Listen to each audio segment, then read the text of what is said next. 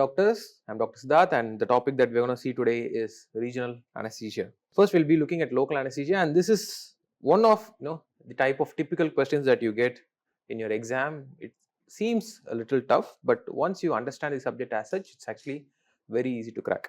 So, true regarding local anesthesia is prilocaine is longer acting than bupivacaine, tetracaine is more potent than lignocaine, dibucaine is the longest acting LA.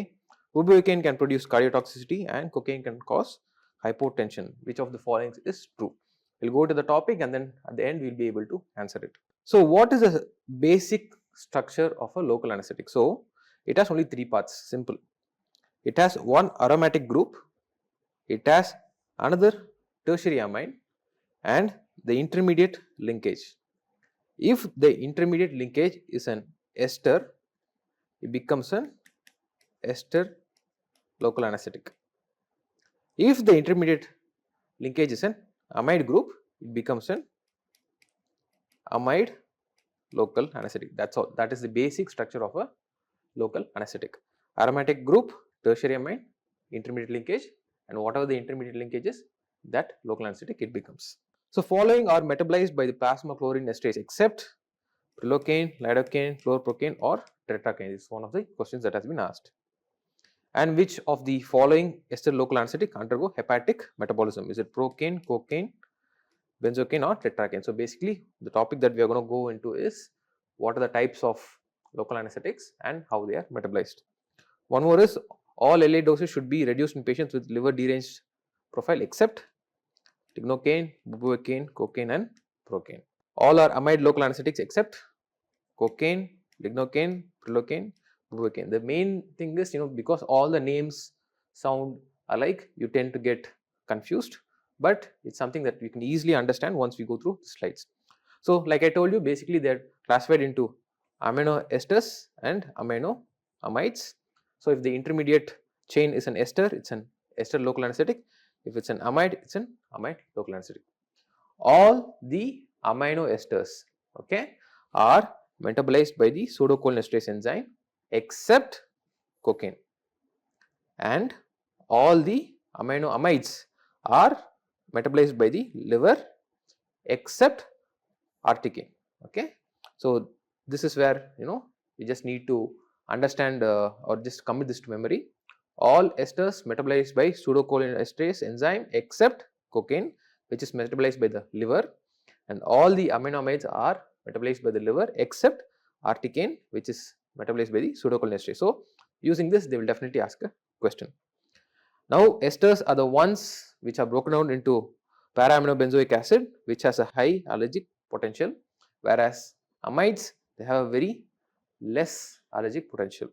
The duration of action of esters is usually very short, whereas for amides it's long.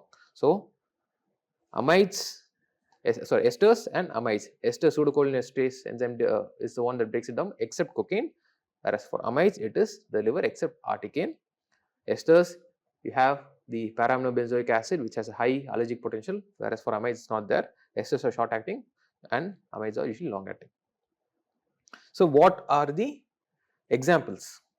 So, esters you have cocaine, benzocaine, procaine and tetracaine. Okay, cocaine, benzocaine, procaine and tetracaine. Whereas for amides you have lidocaine, prilocaine, bupivacaine, ropivacaine and mepivacaine.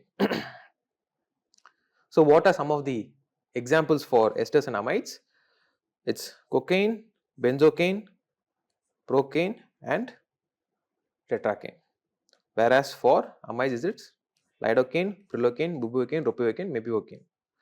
The esters are usually moderate bases with a pKa of 7 to 8, whereas amides the pKa is of 7 to 8. Benzocaine and cocaine can also be used for topical use. There are preparations, but they are actually rarely used. Just remember the names because they are the ones usually will confuse you. So, it's better to take a photo of this and just keep revising it. So, following LA are metabolized by plasma cholinesterase except. So, basically plasma cholinesterase are the ones that metabolize esters except cocaine. So, the basic question is asking which among the following is a amino amide. and as you can see from the option here, we have lidocaine. Lidocaine is an amide that is metabolized by the liver. So next is, which of the following ester local anesthetic agent undergoes hepatic metabolism? And like we already saw, the only ester that undergoes hepatic metabolism is cocaine. So answer is B. So next is, all are amide local anesthetics except. So basically they are asking which among the following is a ester local anesthetic, and as you can see from the option here, cocaine is the answer. So next is, following LA are long acting except bupivacaine, ropivacaine, tetracaine and lidocaine. So basically the next topic we are going to go into is again further dividing the local anesthetics into long acting, intermediate acting and short acting. In cases of long acting, bupivacaine, it's a potential NEET question, it is the longest acting. Okay. Then the other drugs which we use are bupivacaine, levobupivacaine and ropivacaine. Bupivacaine and levobupivacaine are actually isomers, and these are the drugs which we usually use in clinical practice for any regional anesthesia pertaining to nerve blocks. Intermediate acting is mepivacaine, lignocaine, and the short acting was procaine and chlorprocaine. Chlorprocaine is the shortest. So the longest is bupivacaine, shortest is procaine. So following LA are long acting except, and from the options you can see that is lidocaine. Lidocaine is intermediate acting. So this is the first question that we saw. So we are going to just try to break it down. True regarding local anesthesia is R. Prilocaine is longer acting than bupivacaine. This is wrong. Bupivacaine is the one that's long acting. Tetracaine is more potent than lignocaine. Yes, true. Bupivacaine is the longest acting LA. Yes, true. Bupivacaine can produce cardiotoxicity. Yes. One of the dreaded complications of bupivacaine toxicity is cardiovascular effects. Cocaine can produce hypertension. Usually it does not. No. So the answer is B, C and D. So local anesthetics act by blocking the sodium channels, calcium channels, the potassium channels or the chloride channels. That's the question. The mechanism of action. So basically you need to understand the voltage gated sodium channels. There are present in three conformations: the resting, open and inactive stage. The resting phase, there is no conduction of action potential. The inactive phase, there is no conduction of action potential. It's only in the open phase that they are conducting the action potential. As you can see here, the resting phase channel is closed, the active phase it is open, and the inactive phase again it is closed.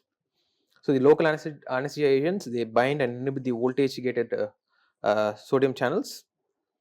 They prevent the activation of the channel and they basically inhibit the sodium from coming in and causing sodium influx. Most sensitive to inhibition by local anesthetic is the B fibers, the dorsal root, the A alpha or the A gamma, which is the most sensitive to inhibition. With increase in dose, obviously more channels are going to be blocked, so the conduction is going to be slow, the action potential is going to be reduced, the threshold of excitation and impulse conduction is increased. So you have to have a lot of influx to generate the action potential. So next MCQ is, which is most sensitive to inhibition by local anesthetic? This is the B fibers, the dorsal root, the A gamma fibers or the A alpha fibers. So continuing with the mechanism of action, with increasing in the dose of the local anesthetic, obviously more channels are going to be blocked. The conduction impulse is going to be slowed, the rate of rise of magnitude of the action potential is going to be reduced, and the threshold for excitation and impulse conduction is going to be reduced. Usually the local anesthetics have a high affinity to the open and inactive stage more than the resting stage. Okay, so it's more for the open and inactive stage. I'll show you. Yeah, see, the open, that is the active stage, and the inactive stage are actually more avidly bind to the local anesthetic than the resting stage. And as far as the susceptibility is concerned, this is the order in which the nerve fibers are susceptible. So the most sensitive one is the B fibers, followed by C and A delta, followed by A gamma, A beta, and the least susceptible is A alpha. So to answer this question, the most sensitive to inhibition by local anesthetic is the B fibers.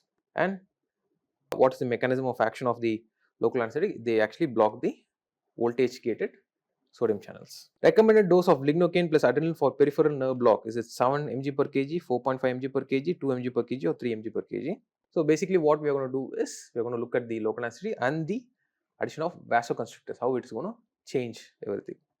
So vasoconstrictors act at site of injection due to what we usually use is epinephrine. They basically decrease the absorption of the drug from that site, so making the duration of action longer. They reduce the peak plasma concentration, facilitate the neuronal uptake and enhance analgesia. They also increase the duration of action because the absorption is being reduced, and they also reduce bleeding because of the vasoconstriction. The most commonly used agent is epinephrine, that is adrenaline. The ratio of 1 is to 200,000, which basically comes up to 5 mics per ml. Okay, but there are some conditions, some places where you should not at all use any local anesthetic with these vasoconstrictors, and they are usually the end arteries of the fingers, the tip of nose, the pinus and the pinna. So if you are going to use here, then the distal regions can become gangrenous. So never use them in regions of end arteries. So recommended dose of lignocaine plus adrenaline for peripheral nerve block is actually 7 mg per kg body weight. Lignocaine without adrenaline, the dose is 3 mg per kg, and by adding adrenaline, you increase the dose to 7 mg per kg. We will be looking at all the drugs and their dosages soon. So LA with maximum amount of unionized drug at physiological pH, is it bupivacaine, chlorprocaine, prilocaine or lidocaine? So what is ionized and what is unionized drug? So basically the concept is pKa. pKa is the pH at which 50% of the drugs is in ionized form and 50% of the drug is in unionized form. And you need to understand it is the unionized form that are able to cross the membrane. So lower the pKa, higher the amount of unionized ion. So low pKa corresponds to high amount of unionized ion, which means the onset of action is faster. So low pKa, the amount of unionized ion is higher and they are able to readily cross the membrane and cause fast onset of action. The reverse is obviously true. High pKa, unionized ion concentration is less and onset of action is slow. Lidocaine is usually the fastest acting which we use clinically. It has a pKa of 7.8 when compared to that of bupivacaine, which is 8.1 at pH of 7.4. Whenever there is inflamed or infective tissue, it is more acidemic. That is why it is less effective. That's why if you are giving local anesthetic in a patient that has any infectious site, the drug will not act because the pH of that infected tissue is very, very less. It is not 7.5, it is very, very less. So the amount of unionized ion that is present, that can be present in that infected tissue is very, very less. So whenever there is an infection or infected tissue, that region is actually very, very acidic, and this is one of the reasons why local anesthetics will not act in the area. Let's say that the patient has a diabetic foot and you are giving local anesthetic for doing some wound debridement, you will see that the local anesthetic will not act because the pH of that infected tissue is very, very less, and at that pH there is basically no unionized ion. So if there is no unionized ion, it cannot cross the membrane and there can be no action at all. So this is one of the reasons why local anesthetics does not work when you give them in and around the infective tissues. How do we overcome this? So addition of sodium bicarbonate, that is 8.4%, 1 ml per 10 ml of local anesthetic can improve the speed of onset by increasing the amount of unionized ion, and because of that there is rapid onset, the quality of analgesia is good and the block is also good. This is called carbonization of drug, but if the pH is too acidic, even this might not work. So these are the pKa values that you need to know, which can be asked. The first one obviously is lignocaine. The pKa value is 7.8. So because it is low pKa, the amount of unionized drug is very, very high and fast onset. For chlorprocaine it is 9.1, for procaine it is 8.9, For tetracaine it is 8.4 and for bupivacaine it is 8.1. These are all the pKa values. So, the smaller the molecular weight of a local anesthetic, the more rapidly the molecules can diffuse through the membranes, and likewise the greater the lipid solubility, the easier it is for them to diffuse because the membrane is basically lipids. Most important thing is high protein binding. High protein binding is very important because the more that a drug is bound to the protein, the longer the duration of action. Whenever there is hypoxia, hypercarbia and acidemia, the protein binding is reduced. So, these can easily go in for toxicity because the amount of free drug is more. Most important point is this: children younger than 6 months, they have very less protein binding capacity. So, in children the amount of free fraction of the drug is more and they can easily go in for toxicity. So, the LA with maximum amount of unionized drug at physiological pH, as we all know, it's lidocaine. Its pKa is 7.8. So, the amount of unionized ion is extremely high and there is a rapid onset of action. So, next MCQ is alkalinization of the local anesthetic solution by addition of sodium bicarb has the following benefits except improves the speed of onset, improves the quality, decreases systemic toxicity, decreases pain at site. So, as we have already seen, it improves the speed of onset, it improves the quality of block and it also decreases the pain at site because it enhances the action of the local anesthetic, but it does not decrease the systemic toxicity, the chance of systemic toxicity. The fastest route of absorption is it tracheal, intercostal, epidural or caudal. So, this is the rate of absorption in the decreasing order. So, the highest rate of absorption is the intravenous or intra-arterial, because this is the reason why if you are going to give a regional anesthesia like a nerve block and you put the a needle in the intravascular space and give the drug, the chance of going in for cardiac toxicity and neurotoxicity is very high. So, that is why whenever you are doing a regional block, always aspirate, check that there is no blood every 2 to 3 ml and then give the drug. The second fastest is tracheal, followed by the intercostal nerve block. That is why whenever you are giving the intercostal nerve block in the region, always be very cautious about the drug dosage that you are giving and make sure it is not intravascular. Next is the intrapleural, followed by the caudal, paracervical, lumbar, brachial, sciatic and finally the subcutaneous infiltration. So, from this you see that the highest rate of absorption is from the intravenous, the lowest is from the subcutaneous infiltration. So, the answer obviously here is tracheal. So, if you want to rearrange this thing, trachea will be the first one, then intercostal, then will be caudal and finally will be the epidural. So, next is the order of sensory block, that option A temperature, pain, touch, pressure, or B pain, pressure, touch, temperature, C touch, pressure, temperature, pain, or touch, pain, pressure, temperature. This is quite confusing. So, for these questions what you need to do is you read the topic as such and then you will be able to easily answer the question. So, this is the loss of sensation in the descending order. The first thing to be lost is the vasomotor tone, followed by the first sensation. Cold is the first sensation that is to be lost, followed by warm. So, the first sensation to be lost is that of temperature and the first temperature sensation that is lost is cold.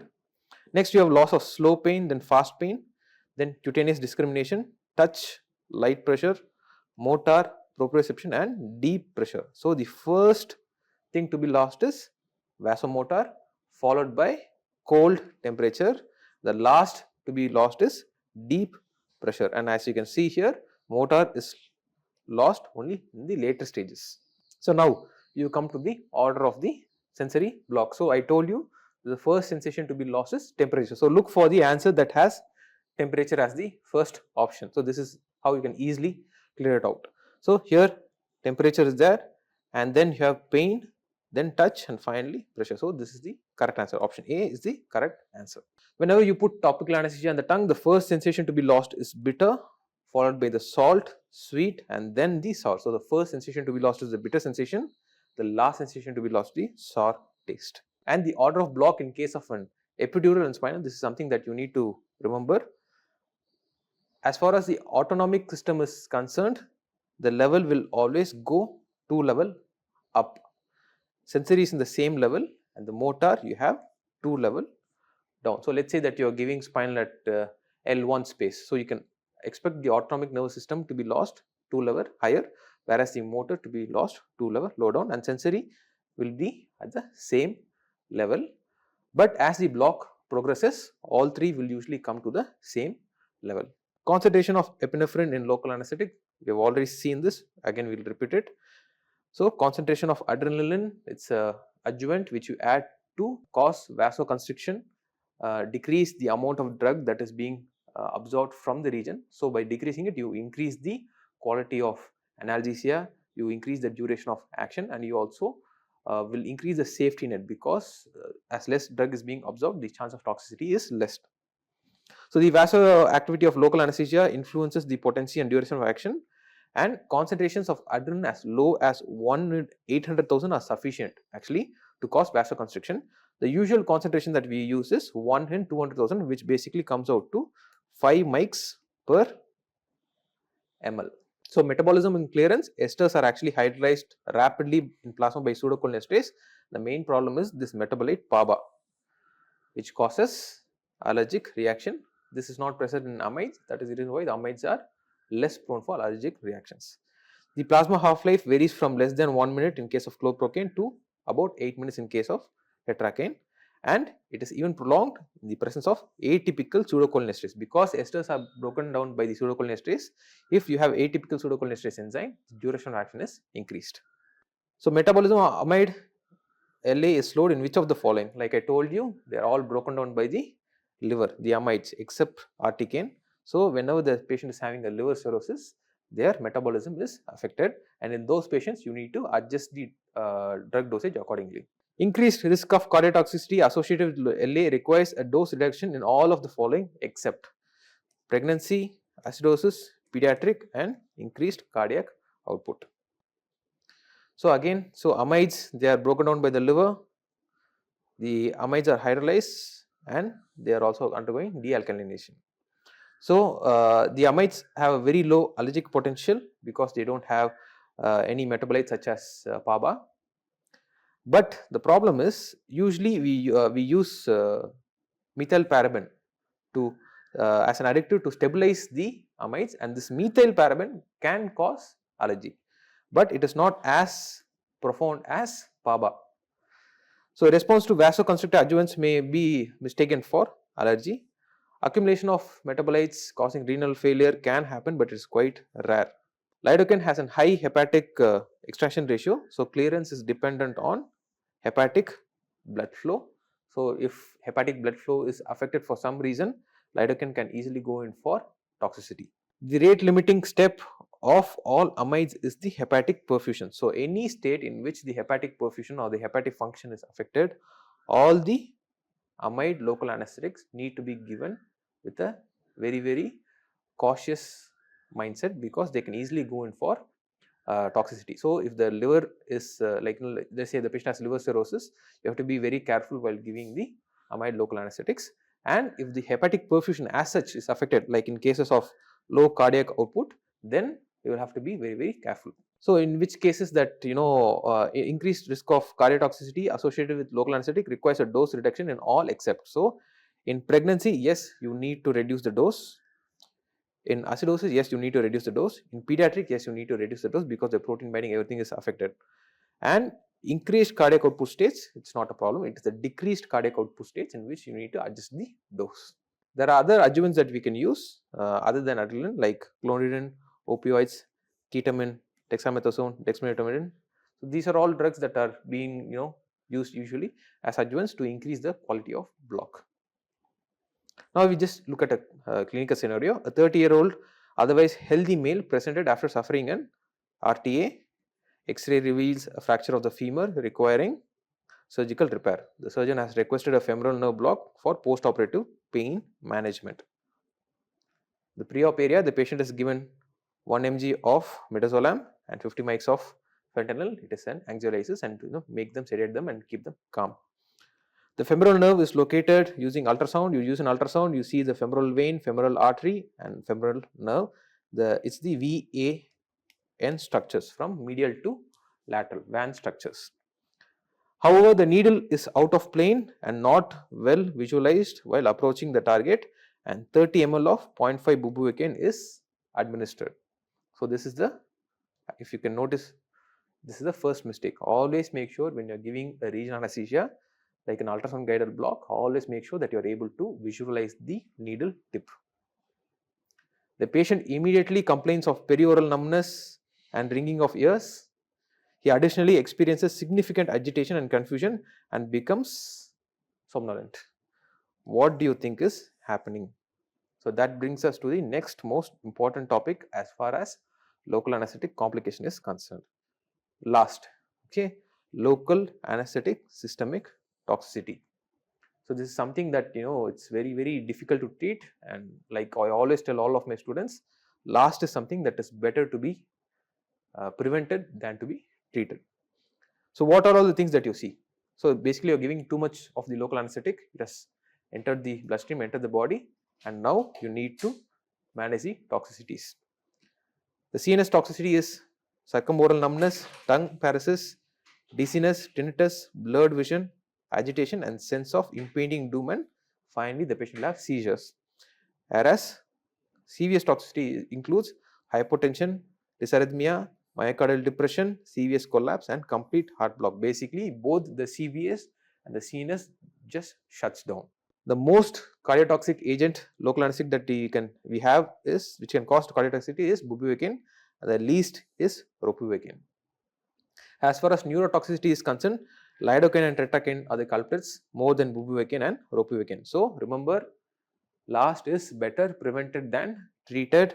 It has two components, CNS toxicity, CVS toxicity. As far as CVS is concerned, the main culprit is bupivacaine. So, as far as neurotoxicity is concerned, the culprit is lidocaine.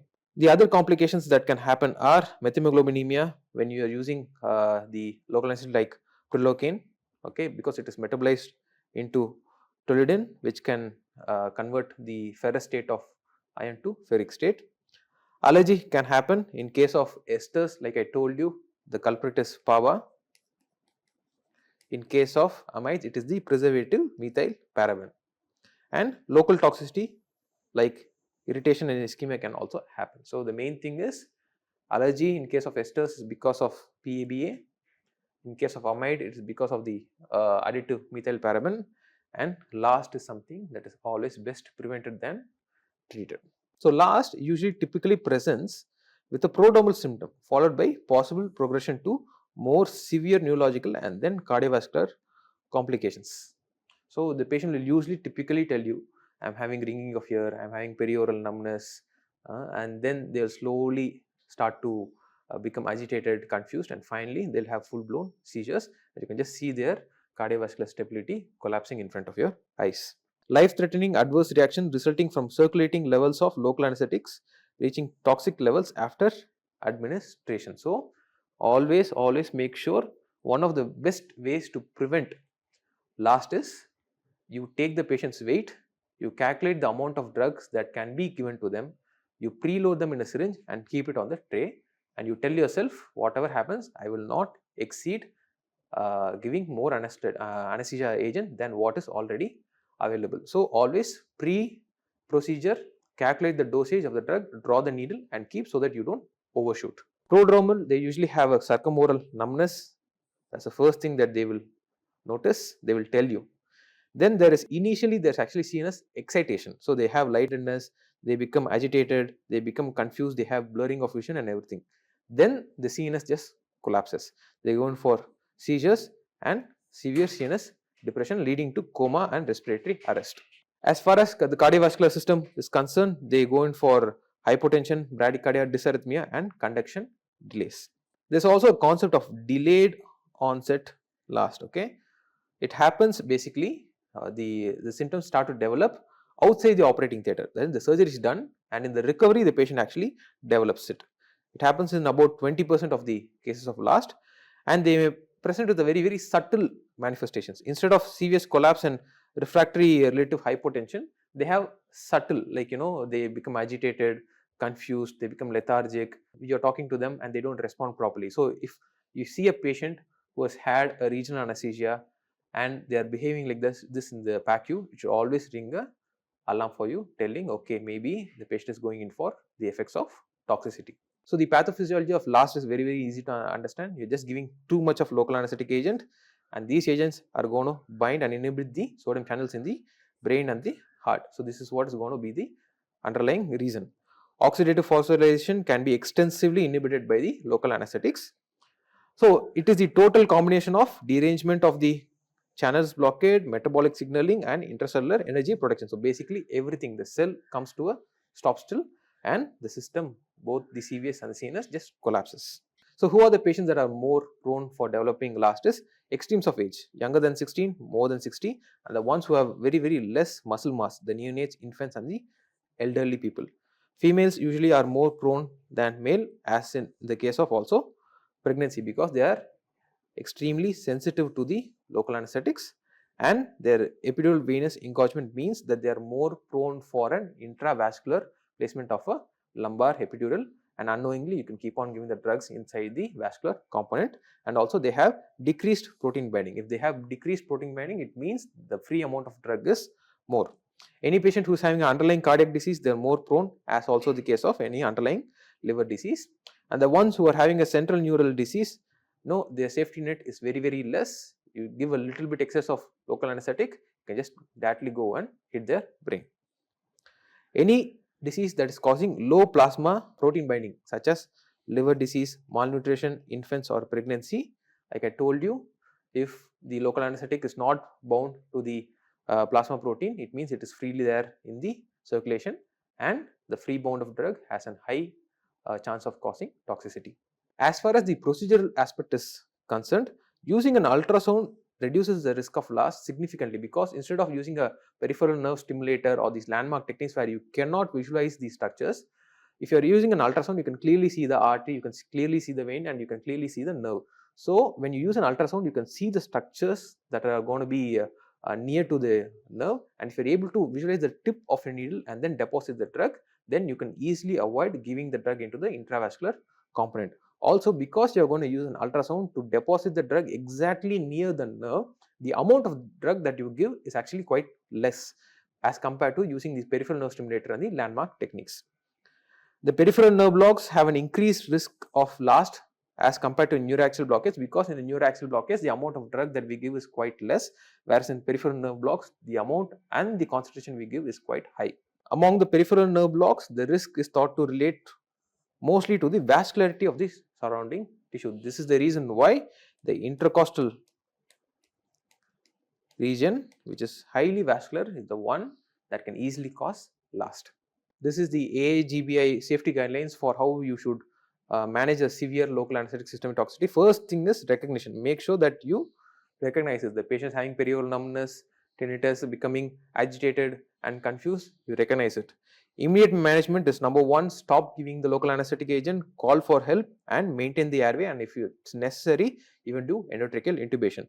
Give 100% oxygen, give supportive treatment. If the patient is having seizures, treat it with benzodiazepines, thiopentol or propofol in small amounts. Assess the cardiovascular status of the patient throughout and consider drawing blood for analysis, but do not delay definitive treatment to do this. The actual treatment as such is starting CPR if the patient is collapsed, and also starting lipid emulsion. And then after resuscitating the patient, make sure that there is safe transport to the ICU, and then monitor the patient closely. We will be looking at how to give the lipid emulsion in the next slide. So every hospital will usually have this. This is called the LAST kit. So the local anesthetic systemic toxicity kit, and it always has this drug in it. It's called intralipid 20%. Every hospital will, the ones which are prone to doing a lot of regional anesthesia, they will always have this LAST kit available. So the drug of choice for LAST is 20% intralipid, that is lipid emulsion. It was a frequently asked AIIMS question. You start by giving a bolus of 1.5 ml per kg, then you go on to give an infusion of 0.25 mg per kg per minute. The maximum dose that is allowed is 12 ml per kg, and if the patient develops seizures, you give midazolam or barbiturates and other drugs, supportive drugs such as atropine, epinephrine, phenytoin, everything can be given. If the patient is going in for cardiac arrest, according to ACLS guidelines, you give them CPR. The most important thing that you need to remember is this CPR will be very extended, because the cardiac arrest due to last is very severe and it will take a long time to reverse it. So don't lose hope. You have to keep on continuing it, and at the end you might even need ECMO or cardiopulmonary bypass support. Like I told you, prevention is the best treatment for last. Try your best to prevent it, because treating it is a real nightmare. So lowest effective drug dose needs to be administered. Number one, you see the patient's weight, you calculate the dose that needs to be given, you preload them in a syringe and tell yourself, whatever happens, I will not give more than the drug load that I have loaded. Small incremental dose of drug needs to be given, and always aspirate before injection. Whenever we give ultrasound guided blocks, let's say we are going to give 10 ml, we used to give 3 ml, aspirate, check if there's no blood, again 3 ml, aspirate and check, and again. So intermittent aspiration to make sure that you are not in the intravascular component. If you are going to have a drug like an epinephrine that's added in the local anesthetic, such as lignocaine with adrenaline, always look for increase in heart rate, which can tell you that's the intravascular component. And I told you, using of ultrasound greatly reduces the incidence of last, because you can actually see the structures, you can see the needle, and you can see the drug being deposited around the nerve. Vigilant monitoring is extremely mandatory. Use of less dose in lean patients, the ones with cardiac, liver or renal impairment, is very essential. So all these patients who have less protein binding, always make sure that you decrease the dose of the drug adequately. You need to be very aware of the additives that are being added and the dose calculation accordingly. For example, lignocaine, plain lignocaine, you can give 3 mg per kg. But if you are going to use adrenaline, the dose can be increased up to 7 mg per kg. And whenever you're doing a timeout, that timeout is when you tell the patient's name is this and this, their hospital number is this and this, they come for this and this, surgeon is so and so, anesthetist is so and so, and the procedure is being done under, let's say, supraclavicular nerve block. You can always include the drug dosage that is given also, so that everybody knows this is the amount of drug that is to be given to this patient, and more than this we are not supposed to give. So it's better to be vigilant. So now we have a basic idea about the local anesthetic. So we are going to go into their applications. So we are going to look at the central neuraxial anesthesia, mainly three things: spinal, epidural and caudal. So the context, as I told you, was spinal, epidural and caudal anesthesia. So this is one of the questions. All affect height of spinal anesthesia except age, height, weight and gender. And the ligaments pierced for lumbar puncture before entering the dura is supraspinous ligament, interspinous ligament, infraspinous ligament and ligamentum flavum. And what is the best site for spinal anesthesia? Which interspace is the best or better? Is it L2, L3, L3, L4, L1, L2 or L5, S1? So first we are going to look at spinal anesthesia. So as you can see from this diagram, it's basically a central neuraxial blockade where you put a injection in the spine. You pierce the ligaments, you go into the subarachnoid space and you end up depositing drugs in the subarachnoid space. Okay, these are the various positions in which you can give spinal anesthesia. The first one is the sitting position, as you can see in the right side, and the other one is the lateral position. So what we usually do is clinical, I'll tell you. So let's say the patient is sitting. After the patient is sitting, we usually clean and drape the back, and then we palpate for the highest point of the iliac crest. We palpate for both sides, highest point of iliac crest. The line joining the two highest points of the iliac crest is called the Tuffius line or the intercrestal line. This line crosses the L4 vertebrae. Usually it crosses the L4 vertebrae. So we palpate for the highest point of iliac crest, and the center will be L4 vertebrae, and above that will be the L3, L4 space, and below it will be the L4, L5 space. So we use that space to do the procedure. Next, obviously we will be giving local anesthetic to numb the area. Then we take our spinal needle, do the procedure, pierce through all the layers and then enter the subarachnoid space and deliver the drug. This is how we usually do spinal anesthesia.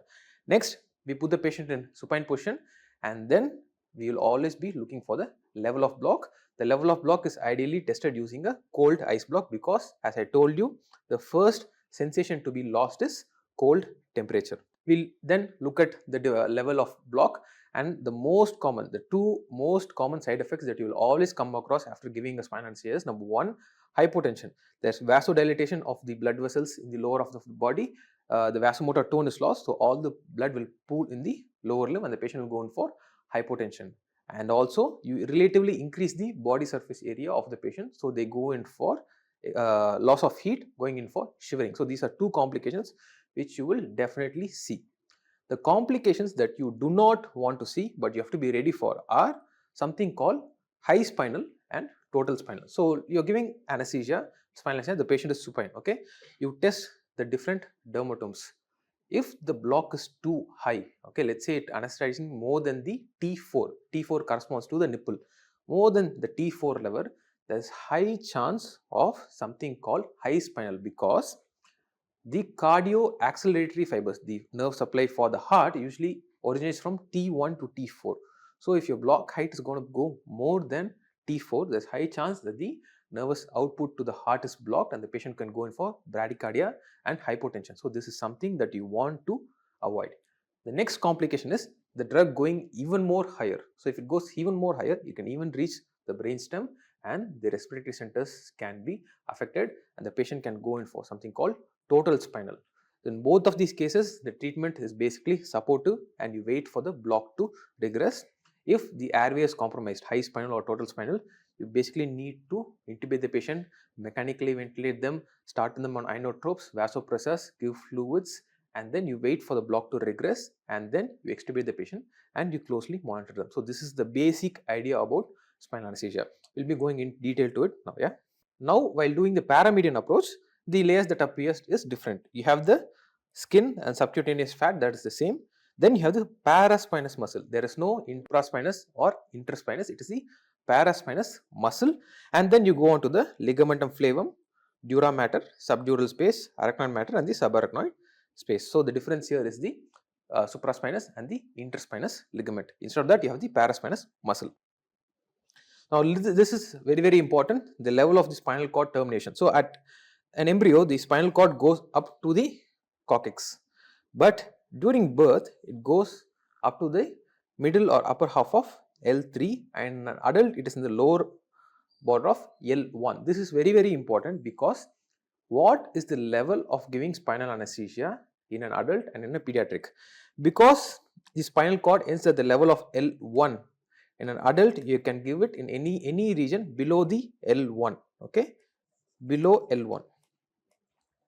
For pediatrics, it ends at the level of L3. So for peds, you need to give it below the level of L3.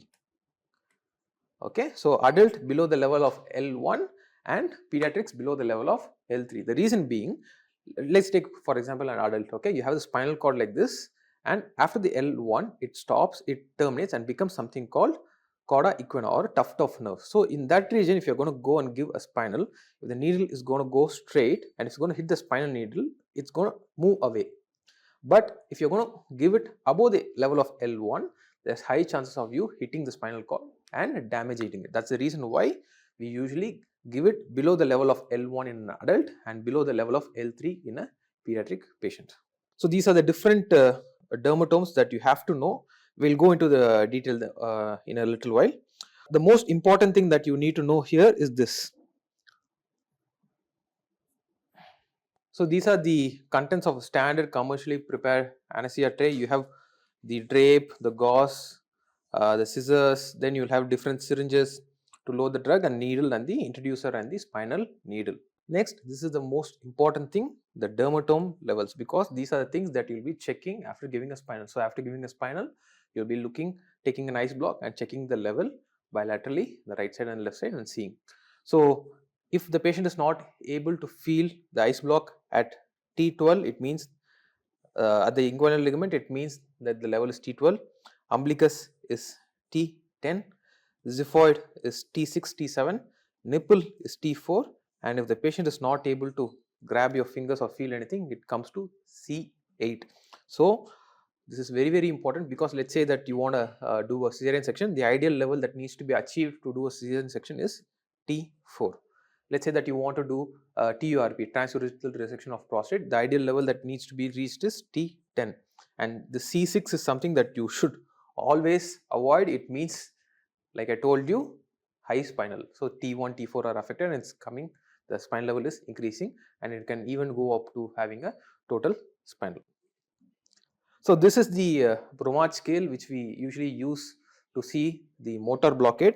So there are two things you have to be very careful. This is Bromage scale, okay. We have one more called modified Bromage scale. So usually people tend to confuse with it because the scoring number is different and the block and recovery is also different. So in Bromage scale, 0 is no block, 0 is no block, full flexion of knee and feet. 1 is partial block, just able to move the knees. 2 is able to move the feet alone, almost complete block, and 3 is complete block. So remember, Bromage 0 is no block, whereas score 3 is complete block. Okay. This is the modified Bromage scale. So in this, it's the exact reverse. So Bromage is from 0 to 3, whereas modified Bromage is from 1 to 6. Okay. 1 is complete block. So if somebody is going to come and tell you the patient's modified Bromage scale is 1, it means there's complete block, okay, unable to move the feet and knee. 2 is almost complete block, able to move the feet alone, and 3 is partial block, just able to move the knees. In score 4, there's detectable weakness of the hip flexion, and in 5 there is no detectable weakness of hip flexion while supine, and 6 they are able to perform partial knee bend. So Bromage scale, 0 is no block, 3 is complete block. Modified Bromage, 1 is complete block and 6 is no block. So it's the exact reverse. So all affect height of spinal except age, yes, height, yes, gender, no, weight, no. So usually gender has nothing to do with affecting block height. What are the ligaments that are pierced in lumbar puncture before entering the dura? Just before entering the dura. So what are the layers? Skin, subcutaneous tissue, supraspinous ligament, interspinous ligament, ligamentum flavum, then dura, then subdural space, arachnoid, subarachnoid. So just before dura, the ligament that you pierce is the ligamentum flavum. Best site for spinal anesthesia, the space is, for adults it's anywhere below L1, for pediatrics it is anywhere below L3. For an adult we usually use the L2, L3 or L3, L4 space, but ideally L2, L3 tends to be quite wider, so that's the ideal place. Identify the image. Is it a Tuhoy needle, Quincke needle, Whittaker needle or an intravenous 20 gauge cannula? We will be looking at the needles next. So these are the types of spinal needle, okay. We have the cutting needle and the splitting needle, okay, and there are obviously other methods. So this is the Quincke Babcock's cutting needle. As you can see, it has a very sharp edge and it usually tends to cut the needle and go in. Sproute is a pencil point needle and you can see the difference in opening. In case of Quincke, it is in the edge, the end, whereas in Sproute, it is in the sides. The same thing can be told for the Whittaker. It's also a pencil point and you can see the openings in the side, okay. Then you have the green, it's a non-cutting bevel. As you can see, it's very blunt. So instead of cutting through the ligament, it usually splits. The idea behind this is they tell that the cutting needles usually tend to produce more pain and more chances of post-dural puncture headache as compared to the splitting needles. Pickin has a short cutting bevel and this Tuhoy needle, this is the one that we use for epidural. So Quincke, Sproute, Whittaker, Green and Pitkin are all spinal needles, whereas Tuhoy is a epidural needle. So as you see here, this is the Tuhoy's needle and it's used for epidural anesthesia, okay. As you can see various markings here. Each marking is 1 centimeter. So it's 1, 2, 3, 4, 5, 6, 7, 8. 8, the length is actually 8 centimeter before the wing and then behind also you have 2 centimeters. So basically it is 10 centimeter. The usual length of the needle is 10 centimeter, of which the first 8 are divided into 1 centimeter each, so that you know at which level you are reaching the epidural space. It's all for the calculation of how many centimeters the epidural space is from the skin and how much of the catheter you can keep inside. One more major thing that we need to look into, which I'll be telling you right now, yeah, is the drug the drugs that we use for giving spinal. Okay, so basically the drug that we always give is called bupivacaine heavy, 0.5%. I'll write it here. Okay, 0.5% bupivacaine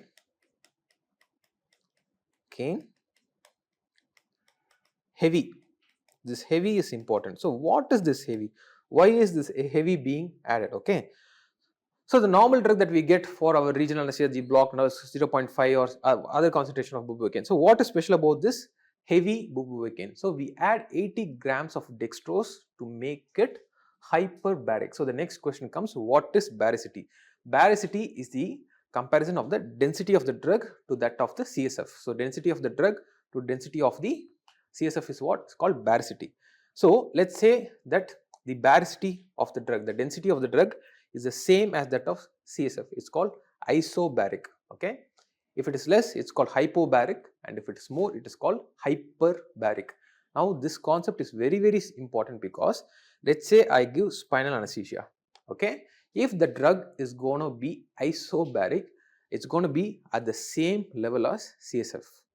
If it is going to be hypobaric, it will tend to ascend up. If it's going to be hyperbaric, it tends to descend down. Okay, so this is very important, because by adding 80 grams of dextrose, we are making the drug hyperbaric. We are making it settle at the region under the influence of gravity. So we are basically bringing the drug under our control by using gravity. So that is one of the main advantages of using heavy bupivacaine or a heavy any spinal drug. And also by making it heavy, we are reducing the chances of the most dreaded complication, that is total spinal and high spinal. So just to give you an example, let's say a patient comes into the ER and he has a perineal abscess. Okay, what we usually do is, if the patient is able to sit, we'll make him sit down, and then we'll clean, paint, drape, put the spinal, and let him be in the sitting position for 3 to 5 minutes. So because the drug is hyperbaric, the drug tends to settle down in the lower region, and it will only anesthetize the anal and perineal area. This block is called the saddle block. You know, you are sitting in a horse, the saddle that you place your back on, only that region will be anesthetized. So that is called saddle block.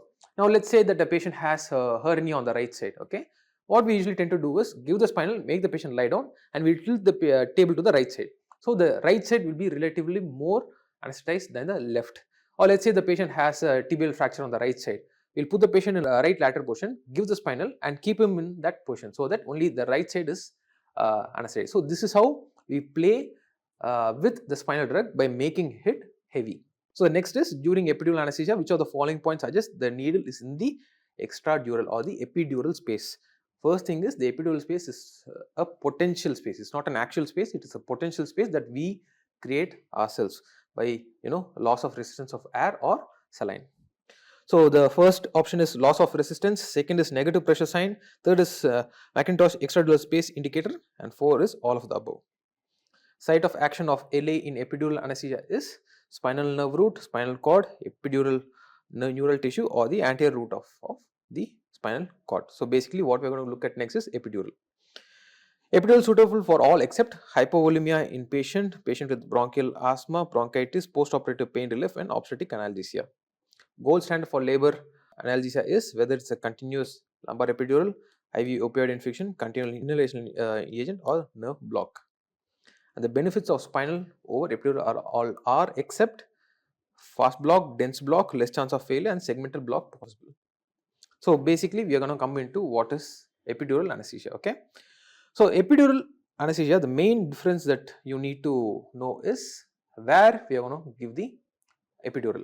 In case of a spinal anesthesia, you are going to actually pierce all the membrane and go to the subarachnoid space and give the drug. Whereas in case of an epidural, you are going to put it in the extradural, that is the space between the ligamentum flavum and dura. It's called the extradural or the epidural space. It's a potential space that we create by having a 2i needle. We'll just put it in, and when there's loss of resistance to air or saline, the space widens, and we usually use it to keep a catheter and come out. The main indications for these neuraxial blocks are for lower extremities you can use, for perineal surgeries you can use, pelvic girdle and lower abdomen surgeries you can use. The absolute contraindication for all of these neuraxial blockade is patient refusal. If the patient does not give consent, don't even think about doing it. If there is localized sepsis, the patient is allergic to any drug, if the patient is unable to maintain still while we are doing the procedure, yes, that is quite difficult, okay. And any patient having raised intracranial pressure, it's very, very important. This is something, which when I was final year PG, my first year junior asked me, sir, the patient is having intracranial pressure, raised intracranial pressure. If you are going to do an epidural or spinal, anyway the CSF is going to come out and then the pressure is going to decrease. So why is it contraindicated? It's very, very simple. Yes, the CSF is going to come out whether you do a spinal or if you're doing an epidural, you puncture the dura, the CSF is going to come out. But the problem is not the decrease in the pressure. The problem is, once if the patient is having high intracranial pressure, you're going to put a needle and drain out the CSF, the brain will start to herniate via the foramen magnum, and if the brain stem were to herniate via the foramen magnum, then you know what happens, right? So this is the reason why in patients who are having increased intracranial pressure, it is any neuraxial blockade is usually not indicated. So this is the needle that we use for epidural. So there are two types, the Tuohy needle and the Crawford. You can see the basic difference.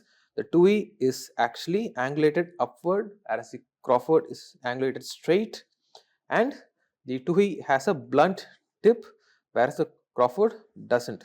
So the main advantage of Tuohy is that it is blunt and pointed upwards, meaning the chances of you piercing the dura and causing a dural tear and the chance of post-dural puncture headache is less compared to Crawford. On the right side, you see the epidural catheter, and there are multiple types of catheter. There are catheters that have only a single opening, and there are catheters like this. It has multi-orifical opening. It is said that the ones that are having multi-orifical opening are the ones that are better for even distribution of the drug. That is one of the main advantages and disadvantages of spinal and epidural. In spinal, you go in, the amount of drug required is in spinal is less, whereas in epidural the amount of drug required is more, okay. Next, the main problem is spinal is a single shot technique. You go in, you give the drug, you come out, and after 3 to 4 hours the effect wears out. So that is one major disadvantage of spinal, whereas in epidural, if you are able to keep a catheter and come out, you can use it up to 2 to 3 days, and you can intermittently keep topping up the epidural catheter. That is one.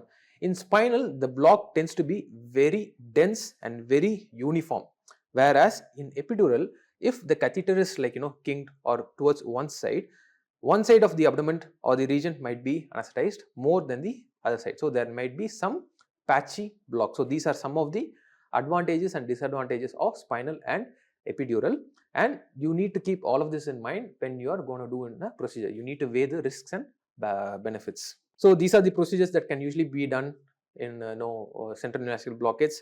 You can do orthopedic surgeries of the hip, knee, pelvic fractures. Obstetrics regional is the technique of choice in obstetric cases, especially cesarean cases and labor analgesia. It is the technique of choice. Labor epidural is the best method of pain relief during labor, and in cesarean deliveries or any obstetric cases, just don't try your maximum to not handle the airway, because the airway is always a difficult airway because of the physiological changes of pregnancy, and the patient, even if they are kept NPO for adequate amount of time, the lower esophageal sphincter is loose, they have delayed gastric emptying, and the gravid uterus will always be pushing against the stomach, and they are always prone for regurgitation, aspiration and pneumonitis. So try your best to not manipulate the airway in obstetric cases.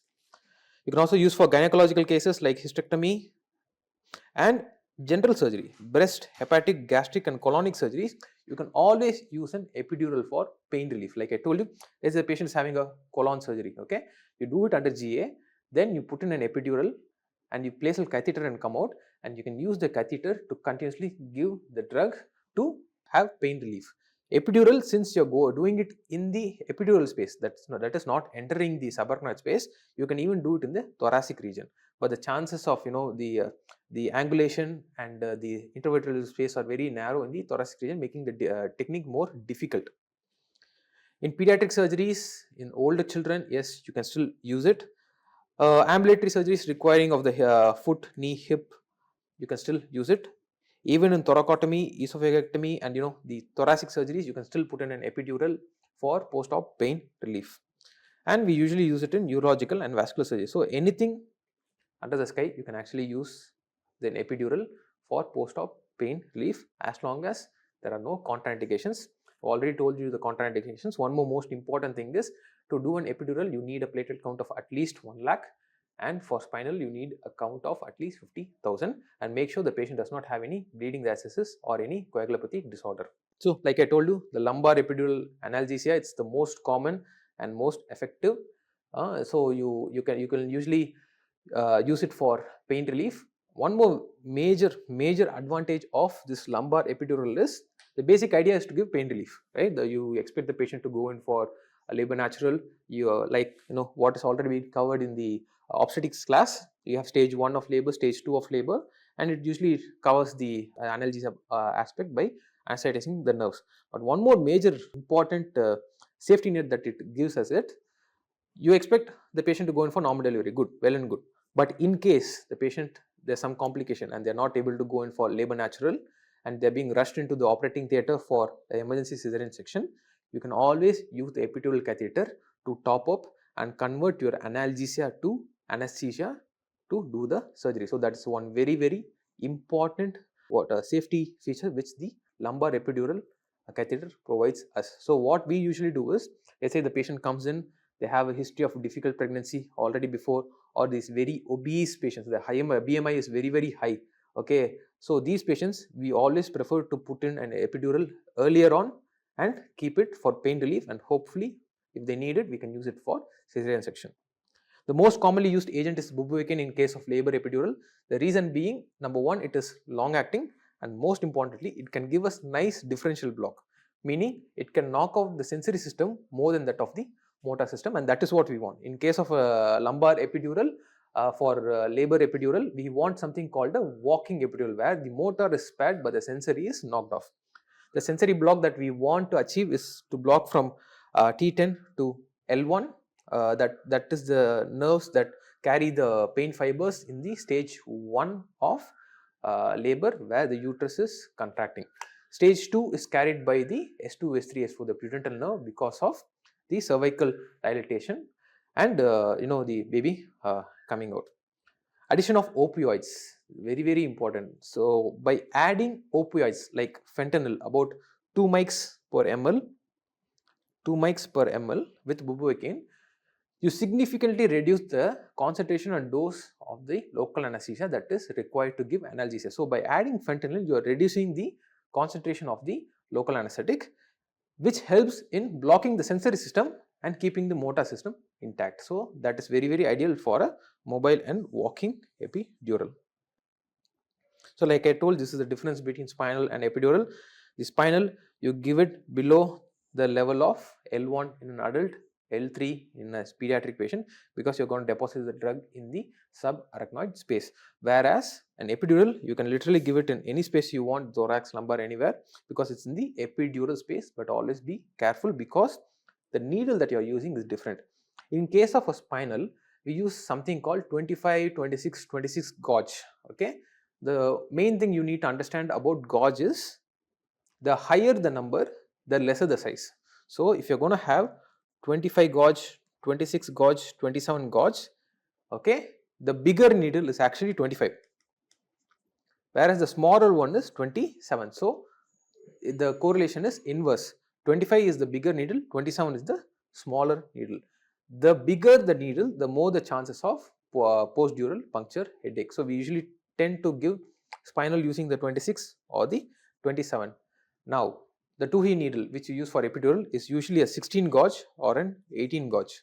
So you can see that it's a bigger needle, and if you were accidentally able to going to cause a dural puncture, then the gush of CSF from the tear is going to be severe, and the patient can easily go in for post-dural puncture headache, which is a very severe headache. So these are the difference between spinal and epidural. Spinal, the local anesthesia is in the subarachnoid space, whereas in the epidural is in the epidural space or the extradural space. Spinal, the action is immediate. It's literally immediate. You give the drug, you put the patient down, the drug will start acting. Okay, but in case of an epidural, it is quite delayed. Okay, it will take at least 15 to 20 minutes for the drug to act. The quantity of drug that is required for spinal is very minimal, whereas the drug that is required is very large in case of an epidural. Like I told you, the main advantage by making the drug hyperbaric or heavy in spinal is we bring it under our control, whereas for an epidural, an isobaric drug will do. It's not a problem. The layers that are usually pierced are skin, subcutaneous tissue, supraspinous ligament, interspinous ligament, ligamentum flavum, dura mater, arachnoid mater, and then you go to the subarachnoid space where there is, you see, CSF coming out. So in case of spinal anesthesia, CSF coming out is good. Whereas in case of an epidural, it's the same layer: skin, subcutaneous tissue, supraspinous ligament, interspinous ligament, ligamentum flavum, and then the dura. So in case of an epidural, it's the same layers: skin, subcutaneous tissue, supraspinous ligament, interspinous ligament, and you go for the ligamentum flavum, and then just before the dura. So it's basically become between the ligamentum flavum and dura. Okay, that's the extradural space. It is a potential space. Spinal is very easy to perform. It's actually very easy to perform, and the chance of failure is very less. Whereas for an epidural, the learning curve is very steep. There are high chances of failure, and especially in case of labor epidural, where the gravid uterus compresses on the IVC and there is engorgement of the epidural veins, you can easily cause a dural puncture and the patient can go in for PDPH, or if you want to keep a catheter and come, is there high chance of keeping the catheter in the intravascular component. It is not used for differential block spinal because it provides a dense block, whereas epidural can be used for differential block. There is a fixed duration of action when as far as spinal is concerned, but when you are using an epidural with a catheter, you can use it for 2 to 3 days. In spinal, the hemodynamic imbalance is very profound because the vasomotor tone is just like that knocked off, whereas in epidural, there is very minimal hemodynamic imbalance. So in cases where you don't want there to be a great fluctuation in the patient's hemodynamic status, the heart rate or BP, epidural would be the ideal technique of choice. So now we come to the question: during epidural anesthesia, which of the following points suggests the needle is in the extradural space? Okay, is it loss of resistance, negative pressure, Macintosh extradural space indicator, or all of the above? It's all of the above. So basically what we do is, we put the needle in the whatever space you want, we connect either saline or air in a syringe, and we keep on pushing it in the needle and the syringe at the same time, and we go in millimeter by millimeter. Okay, we appreciate the resistance given by the different layers of the ligaments, and at one point you will have sudden loss of resistance to either the saline or the air that you are using. Usually we use saline, or test is using the negative pressure sign. Okay, basically negative pressure means the loss of resistance is sudden and you are able to push in the air or saline easily. So that denotes the epidural space. Once we are in the epidural space, we will usually calculate from the skin to the epidural space how many centimeters there is. That is the reason why the Tuhi needle is serrated. Every 1 centimeter you have a marking, and then we will keep the catheter in and come. So let's say that I am doing an epidural and I got the epidural space because of loss of resistance or the negative pressure, and the distance from the skin to the epidural space is 5 centimeter. Okay, I am seeing 3 marking outside. So like I told you, the epidural needle has 8 centimeters marking. Okay, so if I am going to have 3 centimeters outside, it means 5 centimeters is inside, that is from the skin to the epidural space. Then I keep in a catheter and come. The ideal thing to do is the catheter should be kept minimum of 4 centimeter inside the epidural space, meaning it should not be less than 3 centimeters. If it is less than 3 centimeters, there is a high chance of the catheter coming out, and if it is more than 5 centimeters, there is high chance of it going unilaterally or knotting. So we usually keep it at 4 centimeters. Okay, so now this is how the calculation is done. I am doing the epidural. Okay, I have a loss of resistance and I want to check. Outside I am having 3 markings, meaning inside there is 5 markings. So from the skin To the epidural, it is 5 centimeter. I am going to add 4 to it, which is 9. I am going to thread in the catheter, take out the epidural needle, and I am going to fix the catheter at 9 centimeter. So this is how we calculate how much of the catheter needs to be kept inside the epidural space, and this is why the serrations and the markings in the 2A needle is very important. Site of action of local anesthesia in epidural space is, it is a spinal nerve root. So epidural is suitable for all except hypovolemic patient with asthma, bronchitis, post-operative pain relief and obstetric analgesia. From these options, actually it can be used for obstetric anesthesia, operative pain relief, patients with asthma and bronchitis, you can use it to avoid manipulating the airway and just going in for regional. But of all these options, the best option to avoid it is the option A, hypovolemia. Okay. Technically speaking, if the patient is going to have hypovolemia, when you have a choice between spinal or epidural, epidural is better because there's hemodynamic instability is very minimal. But if the patient is going to have severe hypovolemia, then even doing epidural can cause problems. Gold standard for labor analgesia, like I told you, it's the continuous lumbar epidural. Benefits of spinal over epidural are all except fast onset, dense block, less chance of failure, segmental block. The answer is D, segmental block. Segmental block cannot be done using a spinal usually, whereas in a epidural you can easily have segmental blocks. So next is another central axial blockade. It's called caudal anesthesia. It's the epidural anesthesia of the caudal equinal roots in the sacral canal, mostly used in pediatric patients. Okay, it is accessed by the sacral hiatus. As you can see here, you can have the sacral conova, and in between you have the sacral hiatus, and it is usually covered by the sacrococcygeal ligament. It is the most commonly used in pediatric age group. It is very easy to administer along with general anesthesia, and it's basically like an epidural for the pediatric patients. So they have very good pain relief, and it reduces the need for post-operatively giving any additional drugs like opioids. It also helps in early mobilization of the patient's recovery and their easy discharge. So the indication is any surgery at and below the level of the umbilicus, you can give caudal anesthesia.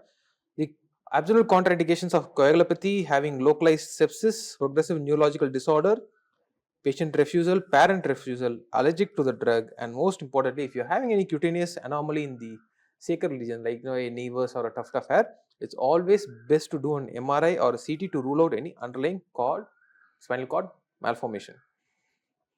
So there are different techniques to do it. You can do it in the blind technique, you can do it using the ultrasound technique or the fluoroscopy guided technique, but the principle is same. You're going to feel the sacral conva, you're going to feel the sacral hiatus, you're going to put a needle to pierce the sacrococcygeal ligament, then you're going to reduce the angle of the needle a little and go a little bit more in. So let's say this is the sacral conva, okay, in between is the sacral hiatus, you're going to put the needle, pierce the sacrococcygeal ligament, reduce the angle, go in a little bit more further and deposit the drug. Usually it's done using the blind technique. What is the volume that you need to give to attain adequate block? It mainly depends on the type of surgery and the dermatomal level that you need. If you're going to do something like a circumcision or a lower limb surgery, the scrotal and below region is enough, and we give usually about 0.5 ml per kg of the drug. It's going to be an inguinal herniatomy or an orchidopexy, you need level at least till the inguinal ligament, and you give 0.7 ml per kg of the drug. It's going to be an umbilical herniorrhaphy or a bladder position, you need it to the lower thoracic level of at least T10, in which you give 1 ml per kg. And if it's going to be a upper abdominal surgery, which requires something like a mid thoracic level, you give the highest is 1.25 ml per kg. The drugs that we usually use for caudal is ropivacaine. Okay, ropivacaine 0.2%. This is the most commonly used drug. The other drug that you can use is bupivacaine and levobupivacaine. So it's both the same. Okay, so we use ropivacaine 0.2% or bupivacaine and levobupivacaine, which is 0.25%. This is the usual concentration that of drug that we use, and this is the dose which we give. 0.5 ml per kg, 7.5 ml per kg, 1 ml per kg and 1.25 ml per kg depending on the block height that is needed. We do use additives rarely. You can use epinephrine, you can use fentanyl for a dense block, you can use clonidine, and if you're going to use ketamine, make sure it is preservative free S-ketamine. So most common side effects of neuraxial opioid is what? Pruritus, urinary retention, nausea and vomiting, or sedation. Next, an 18-year-old undergoes LSES with epidural anesthesia injection of 12 ml of 2% lignocaine. Patient complains of lip numbness and becomes apprehensive. What can be the cause? Is it allergy, systemic toxicity, vasovagal, or drug enter the subarachnoid space? So what are the complications and contraindications of neuraxial anesthesia? The most common physiological response or the complication that you see quite often is hypotension and bradycardia can happen. In case of spinal anesthesia, high spinal or total spinal can happen, and you can also hit the anterior spinal artery causing the anterior spinal artery syndrome. Anterior spinal artery is basically the one single artery anterior to the spinal cord which supplies the anterior 2/3 of the spinal cord, whereas the posterior 1/3 of the spinal cord is supplied by a pair of posterior spinal artery, two on each side. So one anterior spinal artery and a pair of two posterior spinal artery which supplies the posterior 1/3 and anterior spinal artery supplies the anterior 2/3. So if the anterior spinal artery is hit, then you usually lose the motor functions. Horner syndrome can happen like if you are giving a brachial plexus block, the interscalene block and all. Horner syndrome is known to happen, and urinary retention is something that is quite often seen. Related to the needle and catheter, there can be backache, there can be a dural puncture, dural tap, dural headache, nerve injury can happen, bleeding, spinal or epidural hematoma can happen, the misplacement of the catheter can happen, and abscess formation can happen. These are quite not often seen, but this backache is quite often, and dural puncture can happen in case of a epidural dural tap. The one that you definitely want to avoid is last, local anesthetic systemic toxicity. Like I told you, it is better to prevent than treat last. Cauda-Equina syndrome is something like, let's say the patient is going to have a spinal or an epidural hematoma. The patient will have progressive loss of their sensory and motor system of the lower leg, and then the urinary continence is lost, bowel and bladder movement is lost. Or let's say the procedure is done and the patient is in recovery and the block is not receding. So it should, the sensory and motor system should recover, right? So if it is not happening, then you can always think about Cauda-Equina syndrome, where you have to go in and evacuate the abscess or hematoma as early as possible. What are the most common side effect of neuraxial opioid? It is pruritus. Pruritus, the itching is very, very common when you add an opioid to the neuraxial blocking agent. Sedation can also occur, but it is quite rare and it is mostly seen with morphine. Morphine can usually cause sedation and respiratory depression in case of spinal or epidural anesthesia, but it is quite not, it's rare. But the most common one is pruritus. 18-year-old female undergoing LSES with an epidural injection complains of lip numbness and becomes apprehensive. Definitely this is the patient is going in for last. You have to catch hold of it early and treat her as soon as possible.